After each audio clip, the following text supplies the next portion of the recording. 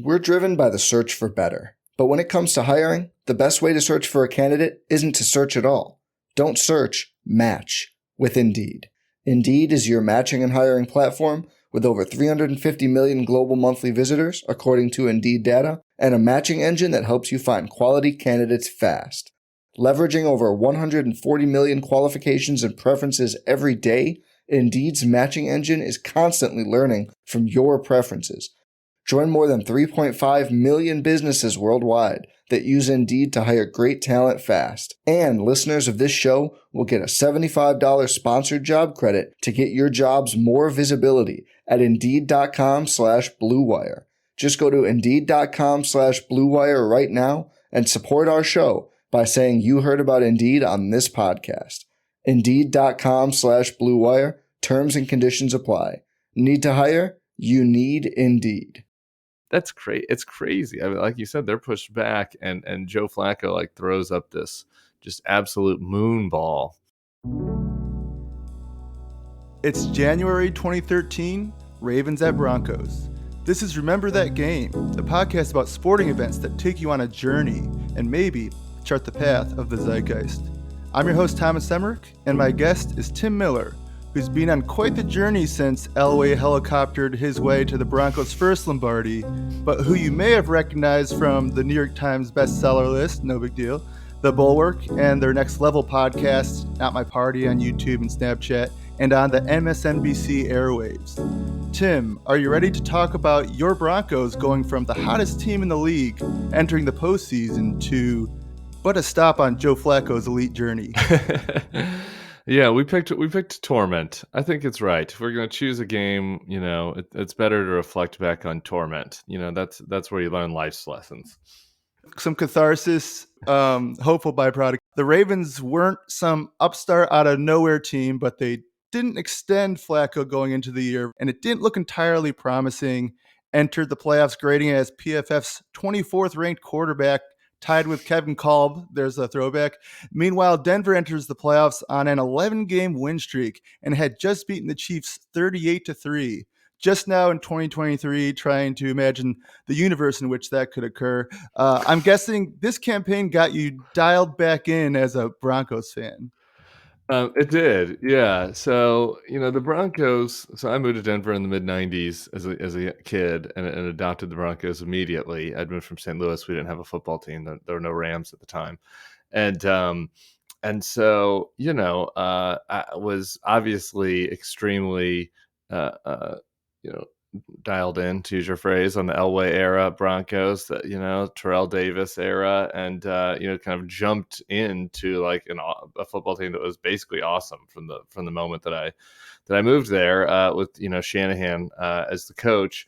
And then you hit the kind of mid-aughts, and after Elway retires, you have like a small era of like okay teams with Greasy and Jake Plummer.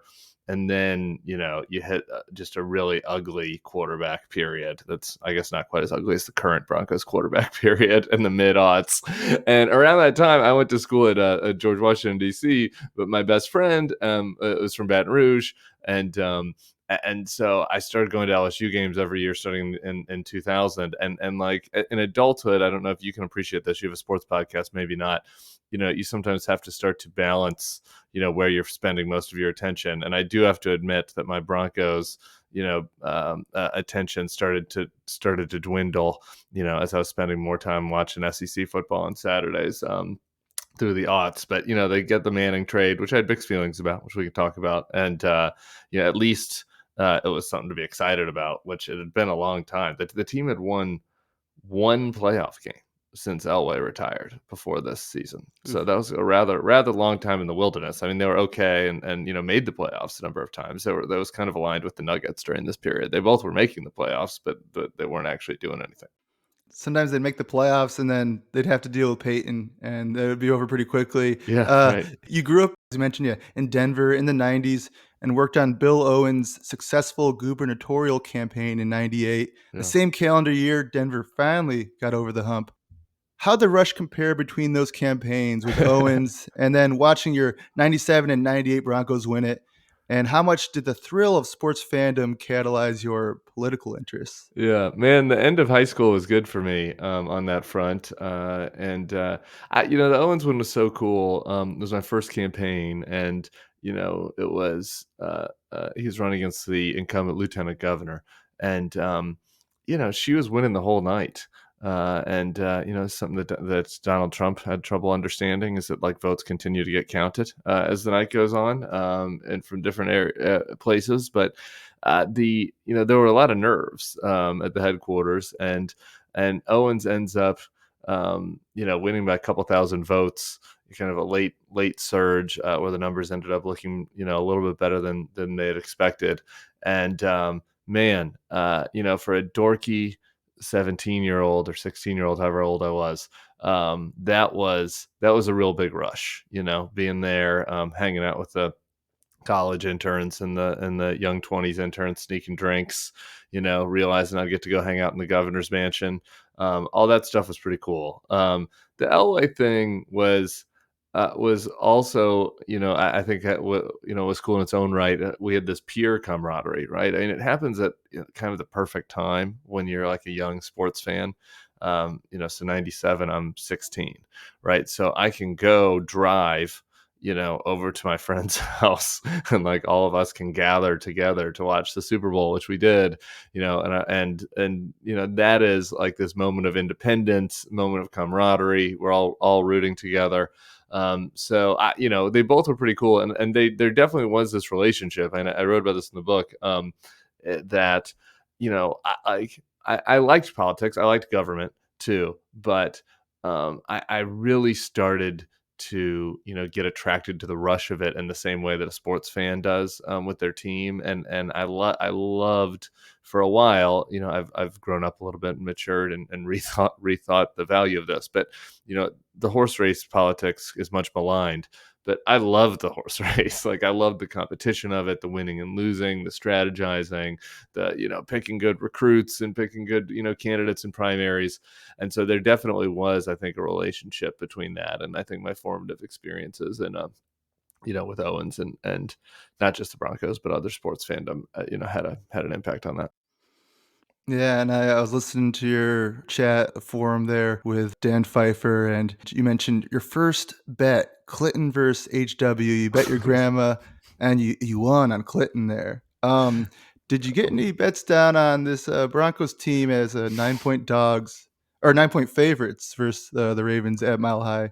I don't remember losing any bets on the Broncos there. I had the Bill Clinton bet was the last. I rooted for a Democrat in 1992 when I bet my grandma on Bill Clinton. I got $1 in the mail, and then I didn't root for another Democrat again until 2016 when his wife was running against Trump. So it was, there's a nice bookend there. One time doing it for the competitive spirit and the gambling addiction, and then the next time because I was worried that the American experiment was going to come to an end. I was a very active sports gambler in college and right out of college. And so we could have discussed some of my worst gambling beats. And then, being an entry-level political staffer is not exactly the highest paying gig in the world. And I found myself early in my political career, my let's just say that my gambling habits were having a detrimental impact on my quality of life for about a year or two, in a way that was not healthy. And so I kind of stopped gambling for about a decade until I grew up and was able to now I like to dabble in DraftKings with some gentlemanly wagers that aren't going to impact whether or not I can pay the rent. Yeah, there might be some relation. And yeah, I feel like I gamble more responsibly now than I did when I was a low-level Pew nonprofit staffer in DC, and feeling like, oh, I need to make some extra money. Hopefully, the Seahawks run at the goal line here, and I can make a lot of money instead of lose a lot. Yeah, so I don't think I lost any money on the Ravens. I did lose some money. I about re-engaged in gambling just in time for Russell Wilson to schlong us in the Super Oh, Bowl. I guess the next year or 2 years later. Basically, the 2013 team, that story sort of begins mid-2012. Start playing like the 2013 mid-2012, but early 2012, very much up in the air how this would go. Peyton Manning has spinal surgery, sits out a year, gets replaced by Andrew Luck, then signs with the Broncos. Do you have reservations about joining forces with him? Deep ones. Yeah. I was not that excited. A lot of people in Denver got on the bandwagon really fast. It was a slower process for me. I never really liked Peyton when he was at Tennessee for like no real reason. You know how sometimes you just have random people that you decide that you don't like as a middle school sports fan. Peyton was that for me. I don't even really remember what the reason was, but I didn't really like him. And then the Colts, as you mentioned already, beat us a couple of times with Real him bad. there. Yeah, real bad. Thanks for that. And so, I never, I wouldn't say it's not like I hated Peyton, but I certainly did not care for him. And the Broncos pick him up. It's we're in the twilight of his career. I had worries that when Peyton came, we were going to get what we did end up getting 10 years later in Russell Wilson. I thought we might be getting a lemon, in addition to the fact that I didn't like him that much. And so, the season starts terrible and he can't throw. He's got a noodle arm, and the spine surgery, I guess, is impacting his grasp. I don't know what the right technical term is for that, but yeah, I mean, was not optimistic. I cannot say that I saw the turnaround coming early in the year. Took a bit for Manning to find his bearings in Denver. Broncos started 1-2 as Manning led the league in turnover-worthy plays through 3 weeks per Pro Football Focus. 3 picks and a primetime loss to Atlanta. First meaningful action post-surgery, post-Indy abandonment, post-year outside the game. What was it like in your experience finding your bearings post-2016 on the outside of the game looking in and perhaps needing to rediscover how you approach your passion? Oh, this is interesting. So the parallel here is between me leaving the Republican Party in politics to Peyton's 1-year spinal surgery. It definitely, I don't know how much spinal surgery hurts, but it definitely, there's definitely something there because I was in grave pain after 2016. So I do, I appreciate that comment. I do. I'm trying to. I have a feel like an emotional connection with other people that at some point in early middle age, I'm going to give myself early middle age, Yes. decided that they needed to make a change in their life for the better, and decided and overcome a little bit of, maybe in my case, probably not as much Peyton's, self-imposed life problems. And so, yeah, this is nice. Maybe that's some way that, because despite even, and we'll get into, Peyton, really overcoming it and proving me wrong when he eventually wins the Super Bowl. It just was never the same, really, for me. Like I never really did build the emotional connection with him, though I was still rooting for the Broncos, because he felt like an Indy quarterback, and it was later in his career. So maybe this is it. Maybe I've moved to New Orleans now. It's a Manning city, and we both overcame midlife challenges. That's pretty good. Maybe that's where I can finally belatedly find my Peyton Manning emotional connection. I found myself inspired, even though I've gone through anything like that. Anything like relearning how to throw a football without feeling in your fingertips, in the National Football League, and what new limitations that presents. New receivers, new offense, 11-game win streak heading to the playoff. Baltimore team that isn't no pushover, even though they're big dogs. Coldest home playoff tilt in Broncos history at kickoff. So Peyton's got to have both gloves on for sure. Do you recall wondering how he would hold up in those conditions? Yeah, I mean, it's funny to think back that it ends up being such a high-scoring game. I do remember thinking that, it was going to be a low-scoring game. The Broncos had been through this for a while. We had this good defense, and I always felt like during the Jake Plummer era, I was always a little higher on Jake Plummer than others, but that, we would be in good shape, as long as we're controlling the game, like not having to be too far behind. You didn't want to rely on Jake Plummer, having to air it out And I felt that way about this team. Peyton obviously a much better player than Jake Plummer, but coming off the injury, his arm strength. It was true in good weather. Though there were a few games during the year where they put up big points, but in this cold weather game in January in Denver, yeah, absolutely. I was thinking that the best case scenario is that there is kind of the Peyton can kind of control the clock, a lot of short passes, the defense, Von Miller, Champ Bailey, hold up, and that we can grind out a classic 20 to 10 win against the Ravens. Do get off to a great start by forcing a punt that Trenton Holiday takes to the house. Go Tigers. There we go. LSU there.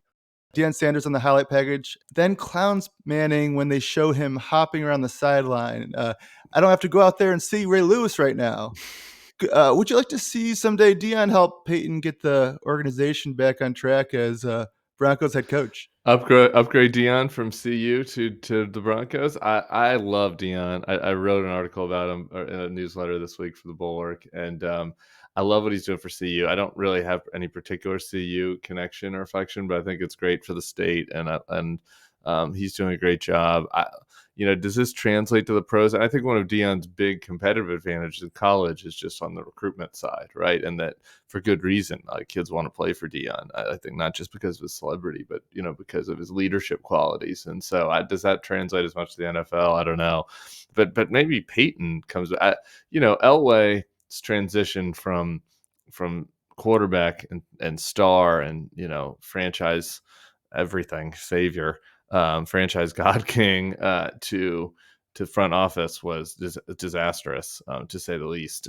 But there's something about Peyton that makes me feel like he'd be stronger in that role. So I don't know. Maybe Peyton could come back and help right the ship. But I think that's it's a cool flashback that you had Deion on the highlights. I know. For Trenton Holiday. The other thing about this highlight is what I had forgotten. I went back and watched the highlight package of the game, and he had two returns. Yeah. I remember the initial return, obviously, but then he has another one at the beginning of the second half that that has been lost to my memory. It's like, man, just losing a game where you have two special teams touchdowns against a team that you had beaten just a few weeks prior in a home playoff game is, man.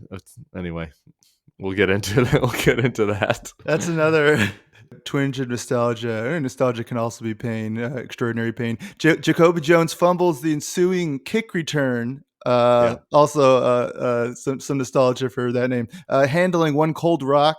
He would get used to it, though, eventually. Broncos and Von Miller have Baltimore backed up down to their goal line, down 7. Again, Broncos, the hottest team in football down the stretch.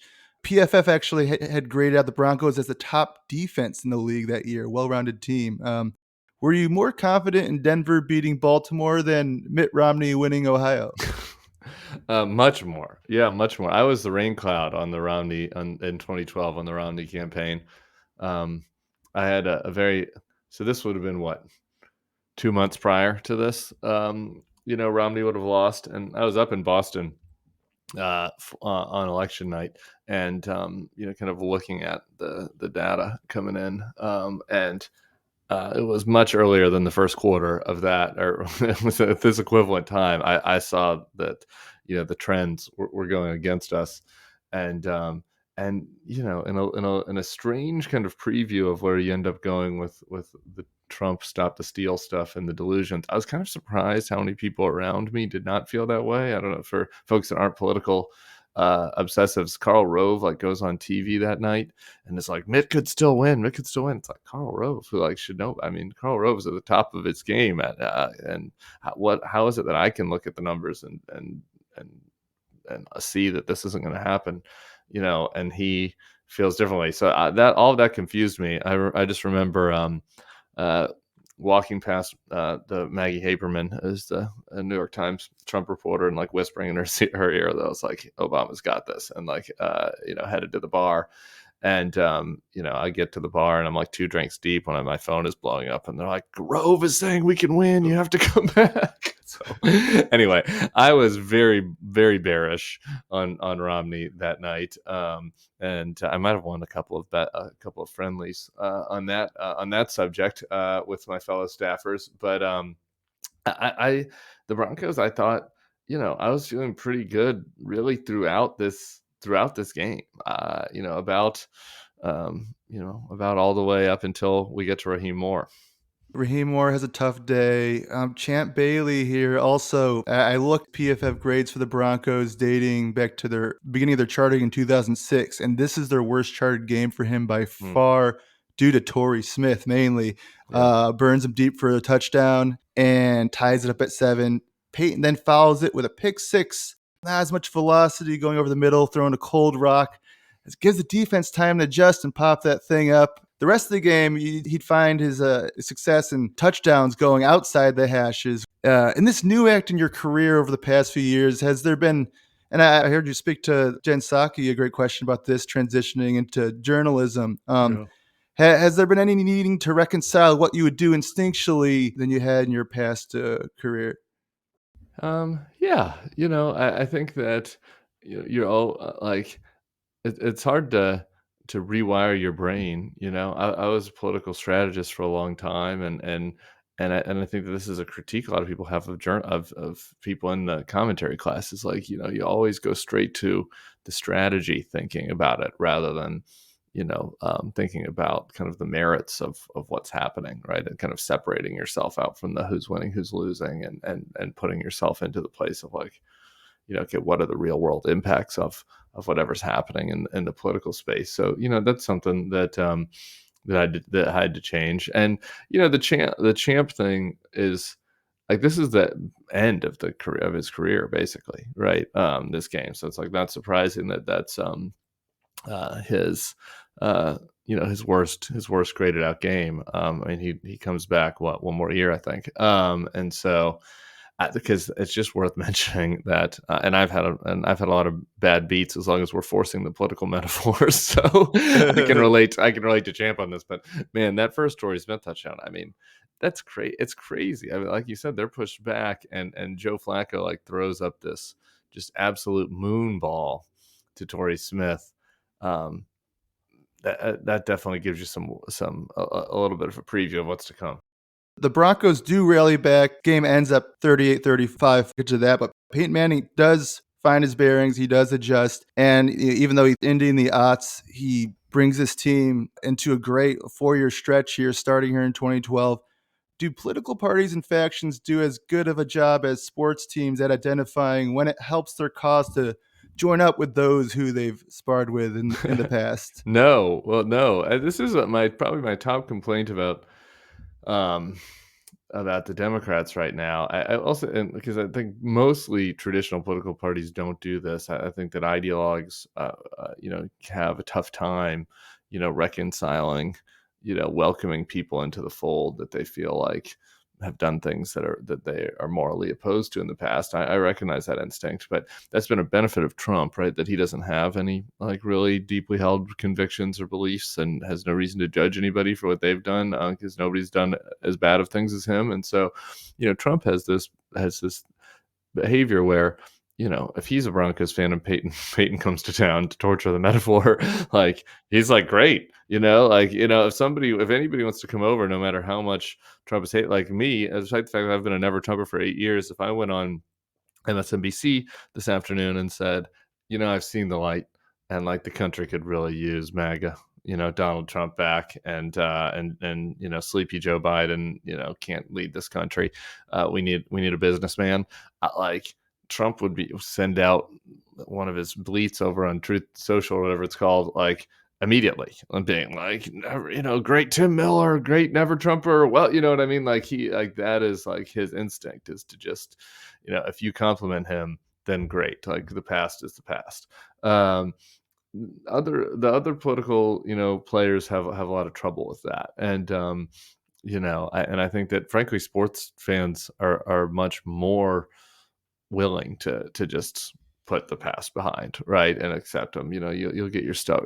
There's stubborn people in every group, but I mean, I really think that in a lot of ways, Now, I don't use this as an excuse for other never Trumpers, because I think that there are a lot of people that, Donald Trump, in my opinion, is so horrible that like, whether or not people are nice to you or not really should not impact your analysis of whether or not he should be the president again.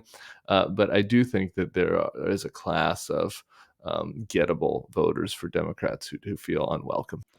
Yeah, and it was really fascinating to read in your book about the game and the folly of not having real red lines as you play it, and not to conflate the outcome of sports games and elections. Sure.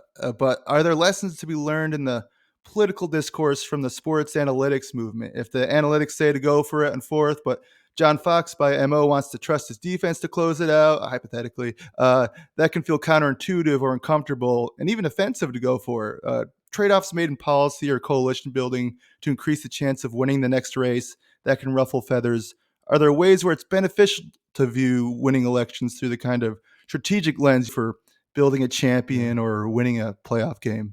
Okay, well, I want to get to the analytics of sports, and I would like to hear. I'm hoping you've pulled the numbers for John Fox's fourth quarter decision, which we can talk about. But to answer your question about politics, I think, like sports, absolutely that there are ways that it can be used, and absolutely there are times when you're missing the forest for the trees.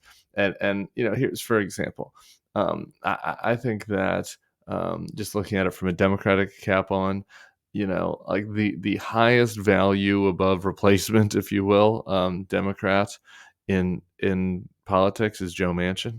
Like, it's insane that the Democrats have a senator from West Virginia, state Trump won by like 50 points. And so even if he, opposes the party on various things, I can understand how that could be frustrating. But the value to the agenda that Democrats want to push is so great that I think that the party would benefit from giving him a little bit of leash. And I think that the opposite is happening there. And I think that, and frankly, I think the best thing the Democrats could do is try to have 10 Joe Manchins, right? Like, the more they, targeted, different types of candidates, heterodox types of candidates that might appeal in various, places where, the numbers show, that it's probably a Republican place, but there might be some softness. I'm thinking about places like Tennessee, Montana. I think that would help the Democrats long term. Another just random stats thing I saw, I was joking with my husband about this. The stats movement has not moved at all down to lower offices yet. For example, in New Orleans here, there's a state house district that's like in the New Orleans suburbs that Joe Biden won by 9 points. That the Democrats didn't even put up a candidate this time to run against the Republican state house member who's been there forever. And it's like, and I was saying to my husband, I was like, maybe we should move out to the burbs and you can run for state house out there. But it's like, I think that there's lower level places where the math makes sense. On the flip side, on the presidential level, like, there is insane amount of obsession over analytics, right? There's this big Politico article recently about all of the just deep, detailed research that the DeSantis super PAC is using, and they've done all these studies to determine that text messages instead of phone calls, instead of mail, instead of TV ads, like, if they do everything exactly right, they can improve his favorability 6%. And I'm like, 6%, he's getting thrashed by Donald Trump. Like, obsessing over the margins is not his problem here. And thinking that, like, using ads to move people 2%, in a race where they already have deeply held views about the candidates, like the presidential level, it's totally missing, what actually needs to be done to win. So I think that it kind of depends on the context. We're driven by the search for better. But when it comes to hiring, the best way to search for a candidate isn't to search at all. Don't search, match with Indeed. Indeed is your matching and hiring platform with over 350 million global monthly visitors, according to Indeed data, and a matching engine that helps you find quality candidates fast. Leveraging over 140 million qualifications and preferences every day, Indeed's matching engine is constantly learning from your preferences, Join more than 3.5 million businesses worldwide that use Indeed to hire great talent fast. And listeners of this show will get a $75 sponsored job credit to get your jobs more visibility at Indeed.com/Blue Wire. Just go to Indeed.com/Blue Wire right now and support our show by saying you heard about Indeed on this podcast. Indeed.com/Blue Wire. Terms and conditions apply. Need to hire? You need Indeed.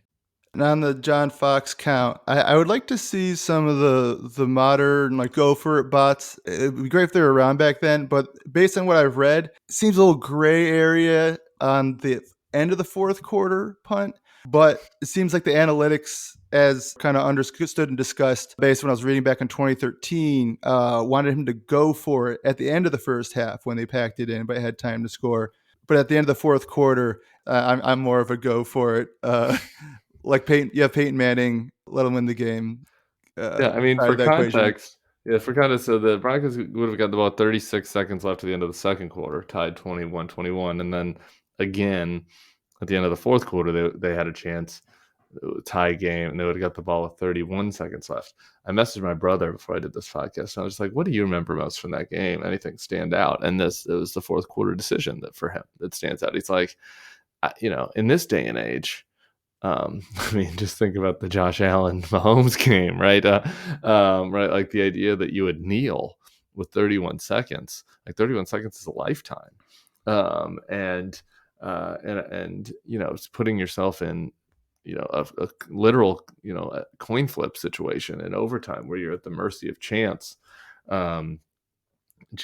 Was extremely frustrating. I don't know what the numbers showed on that, but in retrospect, that's really something that sticks in the memory, that you just kind of, let that one go. I know you're dealing with Peyton's arm, but he looked all right. And he'd thrown a couple bad passes in the game, no doubt, but he'd also put up a ton of points. Few interesting calls, flexion point, go for it decisions there. One at the end of the first half, and then two at the end of the game. 31 seconds, 2 timeouts, 35 yards. Your Prater's range. We're up Mile High. I think he eventually hit like a 64-yarder the next year. So from the 20, 35, 40 yards, you're definitely within his range, and you got 31 seconds, 2 timeouts. And then we'll get to the Jacoby Jones play, but they could have gone for it. It would have had like a 26% chance of Baltimore would have of tying it. I think I read in this article if they went for it and failed, but a 13% chance if they punted. But you have Peyton Manning, and it's 0% chance if they pick it up. So that's the breakdown there. It's hard to be too hard on Fox there, but I did want to run that sports analytics metaphor. Yeah. Broncos also had a 97.2% ESPN win probability in the final minutes. That's tough. No way. And on the way there, though, you had some good performances from Peyton. Brought some guys over. That was probably another reason. Like, Broncos were only 16-1 preseason Super Bowl favorites, same as the Ravens. Peyton brought over like Jacob Tamme and like Brandon Stokely to go with a couple people who were proven playing with Tebow the year before, and Eric Decker and Demaryius Thomas. R.I.P. Pre-Julius breakout. This is pre-picking up Welker. Who were your favorite Broncos back in those days? I always had a soft spot for Noshawn, who's the running back at the time. I mean, Demaryius Thomas ends up being a, just all-time Bronco, and he kind of tragically died young. Obviously, you're in the Von Miller era. I'm trying to think. Chris Harris, lockdown corner. Really liked on that team. On the Ravens side, I mean, they got some physical vets there. You got Ray Lewis, Ed Reed, Bernard Pollard, Haloti Ngata. You got a punishing run game. Matt Burke and Marshall Yanda just kind of road grading, and then Clucky Osemele. Were you worried the Broncos might be too finesse in these conditions against this kind of opponent? Again, I mean, no. The Broncos had beaten the Ravens just a couple weeks prior. Yeah. Sure, you're worried about a little bit about Peyton in this weather, but you're going up against not yet elite Joe Flacco. I wasn't that concerned about Joe Flacco. Figuring that we'd be able to get a couple get a couple of turnovers there. So it's hard to like really put yourself mentally in the place from 10 years ago. But my recollection is being very excited about the game, feeling like we were going to win. I had a couple buddies coming over. We were going to go out afterwards, and I felt that way throughout the game. Up until the whatever final minutes. It's 35-28 Broncos up. Flacco is showing off elite arm strength, hitting Torrey Smith on the deep ball. Anquan Bolden, Dennis Pitta winning through contact. Pitta and Jacob Tamme here actually both have pretty good games. These like underrated tight ends of the early teens, late aughts. Peyton hits Demaryius Thomas on a tunnel screen to go up 35-28. They force a turnover on downs from the Ravens, and then they get to a situation under the 2-minute warning. Convert, you end the game. They run 3 times and punt. Jacoby Jones gets behind the defense. It's also just really quick now that you mentioned that. Again, that very cautious, mindset is something that was a critique of Fox throughout his time in Denver, and I'm sure at his other stops. But it's you have the 2 kneels, and then you have, like you're saying here, you just need 1 first down here. I get it. Like, right, you do a play action and he throws an incomplete pass, and that gives the Ravens a little more time. On the other hand, you can end the game, right? And so I think that paired together, the knee at the end of the fourth quarter and the very conservative play there in the final couple minutes adds to the John Fox agita in Broncos Nation. Yeah. And hey, again, you said they're the best defense. I don't. That wasn't like the premier Broncos defense of that era, but it's a really good defense, and you get that. But again, it's a 30. What is it? This game's 28 at that point, and Flacco had landed some bombs, right? So it's not as if. It's maybe that's again a more reasonable argument if the game is 14-10, right? But it's 28-28 or 35-28 or whatever it is at that time. Raheem Moore, who's I think might have graded out as the best young safety in the league that season. Kind of similar like with Marcus Williams and the Saints. Stephon Diggs catch and run. You have one of the best young safeties in the league, but it's a young safety in a big situation. Dion on the highlights, you're saying, hey, he's backpedaling too long. Got to open your hips a little earlier here. And underestimated that Joe Flacco could put that ball, like it felt like 80 yards in the air. By fourth quarter, I think it was like 6 degrees, like truly an incredible throw. I mean, he must have just been in disbelief it could get that far, but you got overtime. Are you resigned at this point or more in disbelief that Baltimore can pull this off in OT? Yeah, I'm like wanting to throw up. I don't recall being resigned. I felt like I do remember, so like I was watching the game, and then I had a couple of, friends I was watching with, and then we were going to go out after. So I had some non-football friends that kind of came by and, who were like a little bit antsy, I'm feeling good. They're ready to go out, and, they hit that and go to overtime. And so I just remember an emotional crushing weight of seeing that, of watching that. But no, I mean, again, like the Broncos felt that they had won so many games in a row, and there's a lot of reason to think that they could come back. I guess the Ravens get the ball first, and then the Broncos get the ball. So I do remember that being concerning. But then when the Ravens don't score, once again, you just have to. All you need is a Prater field goal.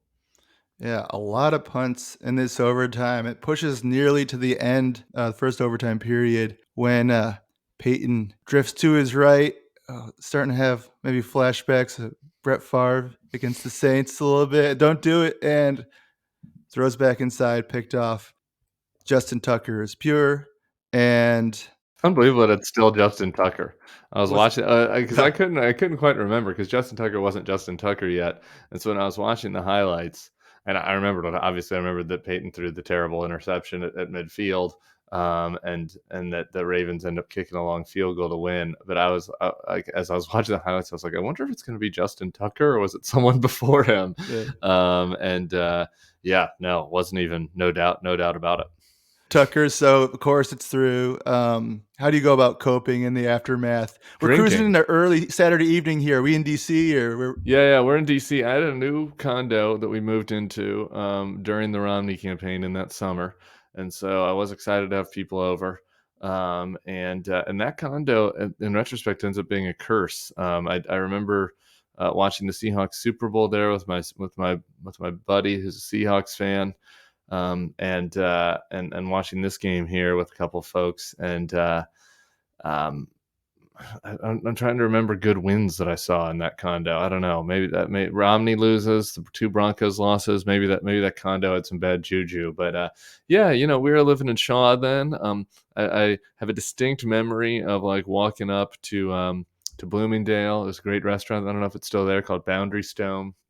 We liked, but I started drinking whiskey pretty heavily, and my coping memories end after that. So I can't tell you where it goes. And you start to think about, like if the where the Broncos are going next. I don't think that there was a lot of hope in Nuggets land at that time. So I don't know where my energy's turned. Not to say my experience is the same as yours, but I did lose a large sum of money and start wandering around Chinatown and don't remember what happened. I don't know if I was in my defense, this was 10 years ago. I don't know if I like literally blacked out that I don't remember. It's just, I had a lot of nights in Bloomingdale. I can't lie, in the early 2010s. So they do start to blend together. I don't remember where I was. I just remember being shocked by the Broncos and then watching the Packers, who I chased with, just get run off the field by the Niners. So I don't remember where I was, but I just remember what I was seeing. Yeah, it always is. I need a round checkout because I went back to look and I was like, so who are we going to play against? And obviously it was the Pats. But I have no recollection of the Ravens Pats. I take losses like this, like it takes about a week of recoup for me. So my guess is I didn't even watch that Ravens Pats game because I have no recall of it. I of course remember Flacco's Super Bowl victory, and that didn't. You'd think maybe that would have softened the blow, but not really for me. And after a crushing playoff loss, you have a commiseration of fans across the political spectrum under one fan base. If the Broncos ever get in the position to have one of those again, crushing playoff loss, their fans essentially ally with others in a political sense and be against Ravens fans who might have the same, we'll call it policy prescriptions as a massive umbrella term. But now more than ever, does sports fandom create the kind of rare, relatively depolarized environment where people from different silos can get together and realize we're all humans. Hey, whether we like it or not, we're all stuck on the same boat. Kind of. And I think I worry a little bit about about the fact that we're losing that. I mean, the reaction to the Kelsey Taylor Swift stuff in MAGA world was very strange. I mean, you don't have to like Taylor Swift or the Kelsey, and you certainly don't have to like the Chiefs. I know I don't. But like the personal element of the criticisms, the sexist comments. I think I mentioned to you this on Gmail or on our DMs rather. I went to that LSU Clemson national championship game at the Superdome where Trump shows up, and I got to tell you, that was not a unifying moment in our section, at least. I was like, we were sitting by some of the players' families. We were sitting by some very MAGA folks. My crew was very non-MAGA. There's booing, there's cheering. There was a very, it got heated in the section for a little bit. I was a little bit concerned that there was going to be, some punches thrown before even kickoff had happened. So, I don't know. I mean, I think that there are some nice parts about how sports can unify people across party lines in a lot of places, a lot of cities, but increasingly, like, we're polarizing ourselves, and in the types of sports that we watch and the places that we live, right? I mean, it's more unifying really when cities are more diverse. A lot of times people are, folks that tend to be more conservative are moving to Florida, moving to more ex-urban areas, and the inverse, right? So I think it could be that, and I like that about sports, that it can be unifying, but I don't know that I can be totally Pollyanna about it. Was there eventually closure in that Super Bowl win in February 2016? And what's it been like watching the Broncos sort of grasp in the dark for the Peyton Manning experience since then? Yeah, Super Bowl win was nice, no doubt. I was working for Jeb at the time, so it was about 3 months before I left the party. So I guess all of my Super Bowl wins for Broncos would have been during my Republican era, and we were in New Hampshire, and my boss in that campaign is also a Broncos fan, David Kochel. Shout out, Dave. And we had a really glorious kind of evening, kind of celebrating in New Hampshire before we got the disappointing political news in New Hampshire. So that was fun. That was a fun run because we also beat the Patriots during that time, and so we were campaigning a lot in New Hampshire. So there was a lot of trash talking that was happening on my side. So it was good. Like I said, that victory. Being there with David was nice, and sports also, I think, are about the personal connections you have and the communal elements of that, and so that element was really good for me. It was not, like I said, it wasn't the same as the two Elway Super Bowls, just as far as pure joy was concerned, purity was concerned, but it felt nice. It was really less of payback, or not payback, but less about the Ravens loss, and more about recompense after that just brutal Seahawks Super Bowl, just thrashing. As far as what's happening now, man, I got to tell you, I'm on the under this year. I was on the under on the Broncos wins at 8.5, and then I went in again on the under on the Broncos wins at 6.5. I'm betting against them every week, so this is how I'm staying with the Broncos. I think this is a great quarterback draft. Caleb Williams is awesome. Michael Penix in Washington is awesome. Maybe even Shador. Who knows what's happening in Boulder? I'm forgetting there's a couple other good quarterbacks. North Carolina guy, Washington State guy, Drake May. So the Russ experience needs to just end. It's brutal, and it's going to be a long time out of the wilderness. They don't have a lot of assets. This is not a team that has managed the roster well at all. So even if they did tank it out and get Caleb Williams, and even if they did trade, a couple of the guys on this team, Simmons, it's Judy, who have value for picks, it's still going to be a long way back, man.